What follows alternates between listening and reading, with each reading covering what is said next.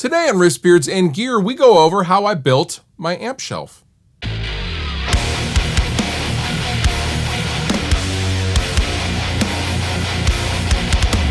So about a year ago, me and my father built this shelf specifically for my amplifiers to be in here in my home studio, and it never occurred to me to actually make a video, believe it or not, of the shelves. I didn't think anyone would care about amp shelves. I was very wrong, and I apologize for not initially making a video detailing how we made the amp shelves. Now, I did not have any video footage of actually putting this together, but my father actually took a lot of photos, and we have my original notes and part numbers and drawings and things like that when we were kind of coming up with the idea for the shelves, and that's what I'm going to share, as well as kind of talking you through the general construction of my amp shelf. So I get asked all the time on social media, hey, where can I buy those shelves? And the answer is you can't. I looked far and wide for my ideal amp shelves, and I just couldn't find anything. I didn't want anything industrial looking. I wanted something that would kind of fit the aesthetic of my wooden sound treatment that I have on the walls. And I also wanted something that was very, very strong and robust, because these amplifiers are not light. And I've had store-bought shelves in the past, and over time, they would have a particle board base and they would slowly sag over time, things like that. And I didn't want a metal shelf as well. I wanted something kind of, not steampunk, but a little rustic and a little raw looking. And that's what I got. So let's go ahead and start with the wood. Local to me, I am just south of Seattle in the Pacific Northwest in Washington. There is a recycled and reclamation yard, I guess you would describe it as, with just a bunch of reclaimed wood and parts off ships. And it's not a junkyard, it's just stuff that's being recycled materials, as it were. And they had a whole bunch of really long planks, I'm talking like 10, 12 foot planks that came from a sawmill out from a town called Aberdeen on the coast. It's a logging town, and this mill was erected in the late 1800s. So this is old growth Douglas fir. I ended up buying 2 planks that were, I think, 10 feet long. One plank was 1.5 inches thick, and the other was 1.25 thick, which is going to be important in a little bit. But basically, we bought those 2 planks, we cut them down to the size that we wanted. So I wanted something to accommodate the space in between my sound panels, and also something that wasn't, just crazy wide. So we settled on the 30-inch length for each shelf.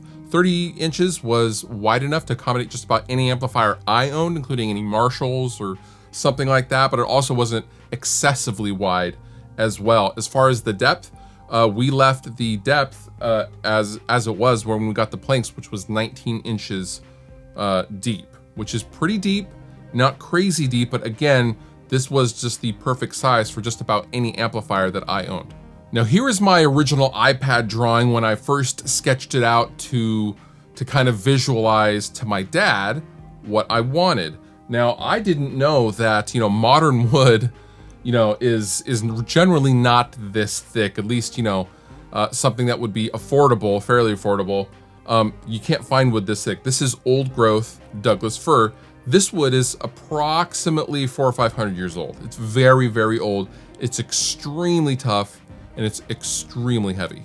Now, as far as the actual shelves go, my father took care of the cutting and ripping to length, and then he just basically clear coated it. I wanted the color to be pretty consistent from when we got it. We cleaned it up. We didn't really plane much at all. We literally just cut everything to length, and everything was as we wanted it. So we just clear coated the shelves, but we left the outside part, basically we cleared over the raw exterior of the wood, which I actually really enjoyed. I liked this rustic kind of Northwest feel. So now that we had the wood dimensions, we had to worry about the hardware. Now these flanges on each side of every shelf are from a company called Steel Tech. That's just what I chose to use because they're not threaded. They use a threaded insert, so I didn't have to sit there and screw in the galvanized pipe. I just could stick it in and then have a set screw to lock it in place. I just thought this was just way more practical in case I ever wanted to adjust something or cut the length of the galvanized pipe for the shelf spacing shorter. Now the spacing in between each of my shelves is about 18 inches. This is pretty good. I mean, it may seem excessive, but I wanted them to be evenly spaced. Now, I need that space down on the first 2 shelves. I don't need the space on the top 2 shelves. I don't know, I may cut it down eventually, but for now it's been very, very functional and very adequate for my needs, and taking amps in and out if I need to, and getting into the back of the amps to plug in, things like that. So an 18-inch spacing was just fine for my purposes. Now, in order to hold everything together, my father and I decided to use threaded inserts in the wood itself. So these Steel Tech flanges are not just screwed into the Douglas fir. We actually have Allen head fasteners, bolts, going into threaded inserts. Now, you have to be careful by bolting the first side to not suck the threaded fastener too far out. Otherwise, on the other side, the reverse side of the shelf, you can't get in your bolts. So you have to kind of start the thread on each side in order to adequately pull on each side of the shelf, if that makes sense. Probably doesn't though. Now, when it came time to put everything together, we couldn't put it together downstairs in my garage and then bring it up here because honestly, it was just too damn heavy. This shelf unloaded probably weighs upwards of 150 pounds, maybe more. It's extremely heavy. It's so heavy. So we basically had to build this in place, installing the flanges. We brought the planks up one by one, and then we installed the flanges, and then we slowly built it up, and we were left with 2 extra planks with which my table came from. That wasn't necessarily planned because originally the shelf was gonna have 1 additional shelf, but it wasn't really useful because it would be almost up to my ceiling since we're using the 18-inch spacing between the shelves. So we just made basically a satellite table, which I use all the time. And that's basically it. All told, the wood by itself was about $800. It was basically $400 per plank, and there were 2 10-foot planks.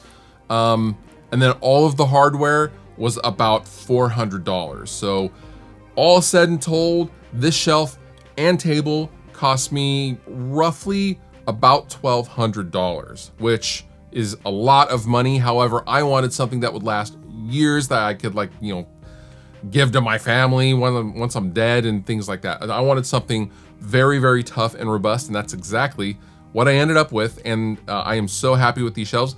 Visually, it just looks very, very nice and appealing as well. It just looks great. So, money well spent in my opinion. I will link down below to the actual drawings that me and my father used, as well as links to the parts and hardware that we used if you want to build your own shelf. And with that, you've been wonderful. I have been Fluff. Thank you so much for watching, and I'll see you next time. If you liked the video you just watched, please consider subscribing. And if you want to further support me and what I do, consider using some of the affiliate links down below in the description of this video. Go on over to Sweetwater, buy yourself something, and help me out at the same time. It's a win-win for both of us.